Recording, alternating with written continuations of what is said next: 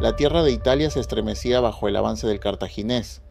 Desde Trevia hasta el lago Trasimeno, el nombre de Aníbal se había convertido en un murmullo que recorría aldeas, ciudades, caminos y fortalezas. Era un nombre que evocaba tanto admiración como terror. Roma, golpeada 2 veces en menos de un año, parecía una república que caminaba al borde del abismo. Pero las grandes naciones no mueren en silencio. Roma respondió como solo los pueblos destinados a dominar el mundo responden, con disciplina, con ritual, con austeridad, con un endurecimiento que se forja ante lo inevitable. El Senado, sacudido, comprendió por fin la magnitud del enemigo que tenía enfrente. Y mientras algunas voces pedían nuevos ataques, otras, más viejas y sabias, reclamaron algo distinto: resistencia. Fue así como Roma eligió a un dictador, un hombre que no buscaba la gloria, sino la supervivencia. Aquel hombre era Quinto Fabio Máximo, cuya estrategia Polibio describiría como la antítesis de toda audacia militar. Una sombra puesta para neutralizar un rayo. Fabio comprendió lo que pocos se atrevían a aceptar: que vencer a Aníbal en campo abierto era, en aquel momento, imposible.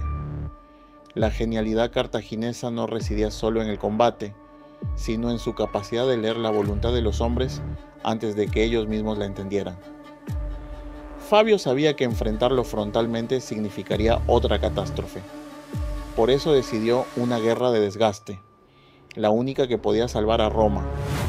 Y así comenzó la era de El Contemporizador, el hombre cuya paciencia se convirtió en un escudo. Allí donde Aníbal avanzaba, él retrocedía. Allí donde el cartaginés buscaba batalla, él negaba el combate. Roma entera, acostumbrada a la ofensiva, vio por primera vez cómo su ejército evitaba al enemigo, cómo su general se convertía en una sombra silenciosa que seguía cada movimiento del africano sin atreverse a enfrentarlo.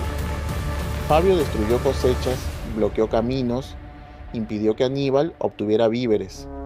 No lo vencía, pero lo desgastaba. Cada día que pasaba sin batalla era una victoria para Roma y un suspiro pesado para el ejército cartaginés, que debía mantenerse unido, alimentado y fuerte en tierras enemigas. Fabio no era un héroe en el sentido clásico, era un muro, y aún así, Aníbal encontró la forma de atravesarlo. En una noche sin luna, cuando los centinelas romanos creían haber finalmente acorralado al cartaginés entre colinas y desfiladeros, unas luces parpadearon en la oscuridad. Era una procesión fantasmal. Cientos de bueyes, con antorchas amarradas a sus cuernos, avanzaban encendidos como una manada salida del inframundo.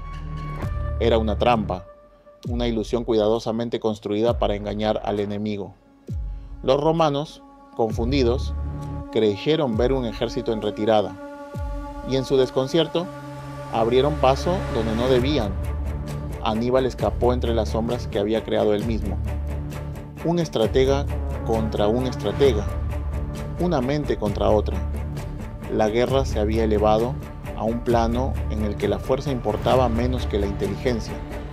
Pero el pueblo romano, impaciente, no entendió la prudencia de Fabio. Lo acusaron de cobarde, de permitir que el invasor devastara la península. Lo reemplazaron. Y fue entonces cuando el destino de Italia empezó a inclinarse de nuevo. 2 nuevos cónsules asumieron el mando, Terencio Varrón y Paulo Emilio.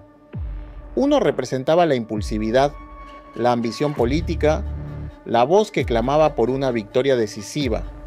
El otro, cauteloso, había aprendido algo de Fabio. Pero en Roma, como tantas veces en la historia, la voz más fuerte fue la del que prometía gloria.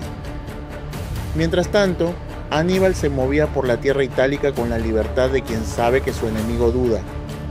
Había visto a los ejércitos romanos fragmentarse entre la prudencia y el orgullo. Sabía que el momento decisivo se acercaba. Lo intuía en las miradas de sus oficiales, en el murmullo de los campamentos, en la tensión eléctrica que precede al choque de 2 fuerzas destinadas a enfrentarse. En los valles de la Apulia, la campiña se extendía vasta y amarillenta, bajo un sol que parecía querer fundir el suelo. Allí, Aníbal encontró el terreno que estaba buscando, una llanura profunda, donde podía extender sus líneas con amplitud, donde la caballería cartaginesa podía maniobrar con la agilidad de la tempestad. Cada colina cercana, cada curva del río Aufidio, cada metro de aquel lugar, formaron en su mente un mapa perfecto. Era un tablero preparado para una sola batalla, una que Polibio describiría con un detalle estremecedor por su precisión, una batalla que encarnaría la culminación del genio táctico de Aníbal, una batalla que se estudiaría durante más de 2000 años y que aún hoy ningún general ignora.